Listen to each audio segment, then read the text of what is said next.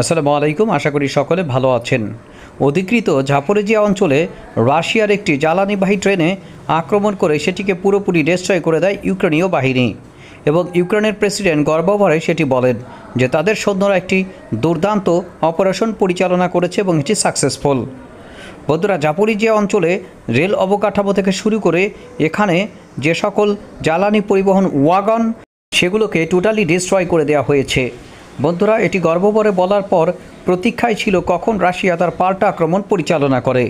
এই পাল্টা আক্রমণ এমন সময় রাশিয়া চালালো যখন মূলত আলোচনার জন্য মিস্টার ডোনাল্ড ট্রাম্প মরিয়া হয়ে যুদ্ধবিরতি কার্যকর করার একটি উপায় খুঁজছেন। বন্ধুরা, হ্যাঁ, জাপোরিজিয়া অঞ্চলে হামলার পাল্টা জবাব রাশিয়া দিয়েছে পল্টোভা অঞ্চলে, অর্থাৎ মধ্য ইউক্রেন বা সেন্ট্রাল ইউক্রেনের পল্টোভা অঞ্চলের একটি জ্বালানি কেন্দ্রে ভয়াবহ হামলার মাধ্যমে। ইউক্রেনের তরফ থেকে জানানো হয়েছে এখানে রাতভর হামলা চালানো হয়েছে দুর্ধর্ষ ক্ষেপণাস্ত্র এবং আত্মঘাতী ড্রোনের মাধ্যমে।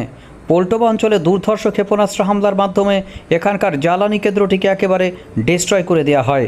বন্ধুরা, ফায়ার সার্ভিস সেখানে সেগুলোকে নিভানোর জন্য কাজ করে, কিন্তু আক্রমণের ভয়াবহতা এতটা ছিল কতদূর পর্যন্ত তারা রক্ষা করতে পেরেছে সেটি নিয়ে যথেষ্ট সন্দেহ রয়েছে। ইউক্রেনের তরফ থেকে এই জ্বালানি কেন্দ্রটি ধ্বংস হয়ে যার তথ্য প্রকাশ করা হয়েছে। বন্ধুরা, এর বাইরে আত্মঘাতী ড্রোন হামলা চালানো হয়েছে গ্যাস ফিল্ডে এবং এই গ্যাস ফিল্ডে প্রচণ্ড রকমের হামলার মাধ্যমে সেখানেও প্রায় ডিস্ট্রয় করে দেওয়া হয়েছে। গ্যাস স্টেশন, জ্বালানি স্টেশন থেকে শুরু করে আরও বিভিন্ন অবস্থানে হামলার মাধ্যমে যে বিষয়গুলো সামনে উঠে এসেছে যে রাশিয়ার অভ্যন্তরে হামলা চালালে পাল্টা হামলার আঘাত ইউক্রেনকে সইতেই হবে। সুতরাং পাল্টা হামলার মাধ্যমে বর্তমানে যে একটা যুদ্ধাবস্থা বা যুদ্ধ পরিস্থিতি আরও চরম উত্তপ্ত আকার ধারণ করেছে, এটির মধ্য দিয়ে কি একটি যুদ্ধবিরতি চুক্তি স্বাক্ষর হওয়া সম্ভব? মিস্টার ডোনাল্ড ট্রাম্প দুই নেতার মধ্যে আলাস্কায় আলোচনার সূত্র ধরে পরবর্তীতে আমেরিকার অভ্যন্তরে যে আলোচনা সূত্রপাত হয় ইউরোপীয় ইউনিয়ন এবং মিস্টার ভলোদিমির জেলেনস্কির এই সকলকে একসাথে নিয়ে তখন একটা অবস্থা তৈরি হয়েছিল ত্রিপক্ষীয় মিটিংয়ের মাধ্যমে যেন ইউক্রেন রাশিয়া যুদ্ধটি একটি পর্যায়ে গিয়ে সমাপ্তি হবে। কিন্তু এই ধরনের পাল্টা হামলার মাধ্যমে যে বিষয়গুলো আসছে সেই বিষয়গুলো পুরো একটি ঘোলাটে পরিস্থিতির বর্ণনা দেয়। আর এই ঘোলাটে পরিস্থিতিটি আরও ঘোলাটে হয়ে যাবে যখন পাল্টা হামলার মাত্রা ক্রমান্বয়ে বৃদ্ধি পাবে। বন্ধুরা, একজন যদি কোনো হামলা পরিচালনা করে তার পাল্টা হিসেবে আর একজন প্রচণ্ড রকমের হামলা পরিচালনা করবে। বিশেষ করে রাশিয়া এই হামলাগুলো এমনভাবে পরিচালনা করে থাকে, তারা ফ্রন্টলাইন থেকে শুরু করে বিভিন্ন অঞ্চলে হামলাগুলো প্রবাহিত করে। বর্তমানে তারা টার্গেট নিয়েছে পুরো দনবাস অঞ্চল দখলের, এবং কতদিন পর্যন্ত তারা এই কাজ সম্পাদন করতে পারবে সেটি নিয়ে অবশ্য পরবর্তীতে প্রশ্ন থাকতে পারে। প্রায় 3.5 বছর ধরে দনবাসের একটি অঞ্চল এখনও পর্যন্ত তারা দখলে ব্যর্থ হয়েছে এবং সেখানে প্রতিনিয়ত তারা আঘাত করে যাচ্ছে যেন যুদ্ধবিরতি চুক্তিটি স্বাক্ষর হওয়ার পূর্বেই তারা এর কোনো রফাদফা করতে পারে। বন্ধুরা, মিস্টার ডোনাল্ড ট্রাম্প এখন কি করবেন? যদি যুদ্ধবিরতি শেষ পর্যন্ত না পৌঁছায় তাহলে কি তিনি ইউক্রেনকে আবার সর্ববৈ সহায়তা দেওয়ার ঘোষণা দিতে পারেন? তিনি বারবার বলেছেন যুদ্ধবিরতি চুক্তিটি স্বাক্ষরিত হলে ইউক্রেনের নিরাপত্তা নিশ্চয়তা ইউরোপীয় ইউনিয়নের সাথে মিলে তিনি নিশ্চিত করবেন। বন্ধুরা, এদিকে রাশিয়ার অন্যতম শর্তের মধ্যে রয়েছে মিস্টার ভ্লাদিমির পুতিন এবং মিস্টার ডোনাল্ড ট্রাম্পের সে আলোচনার মধ্যে যে ইউক্রেন ন্যাটোতে যোগদান করতে পারবে না। বন্ধুরা, যুদ্ধটি শুরু হয়েছিল সাধারণত এই কারণে।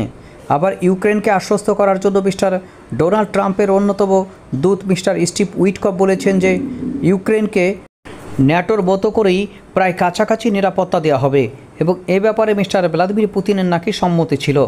আসলে যখনই মিস্টার ভ্লাদিমির পুতিন মিস্টার জেলেনস্কির মধ্যে এই দুই নেতার মধ্যে একটি মিটিংয়ের আয়োজনের ব্যাপারে সম্ভাব্যতার কথা বলা হয় মিস্টার ডোনাল্ড ট্রাম্পের তরফ থেকে এবং তিনি এটি চাচ্ছিলেন, তখনই মূলত ঝামেলাটি শুরু হয়।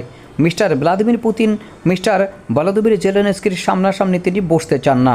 মিস্টার কোনো কিছু চূড়ান্ত না করে এবং ফাইনাল না করে তিনি যুদ্ধবিরতির ক্ষেত্রে মিস্টার ভলোদিমির জেলেনস্কির সামনাসামনি মিটিংয়ে আসতে চাচ্ছেন না এবং এ কারণেই সম্ভবত অনিশ্চয়তা দেখা দিয়েছে পরবর্তী মিটিংকে ঘিরে।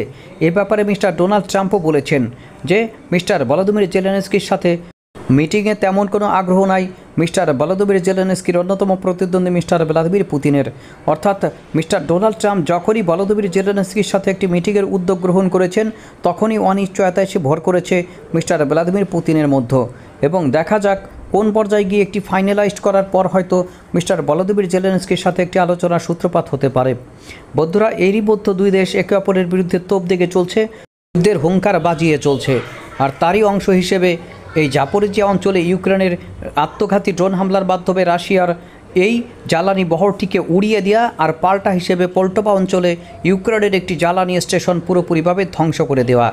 এই হামলা পাল্টা হামলার মধ্যে শান্তির বার্তা কি মিস্টার ডোনাল্ড ট্রাম্প খুঁজে পাবেন?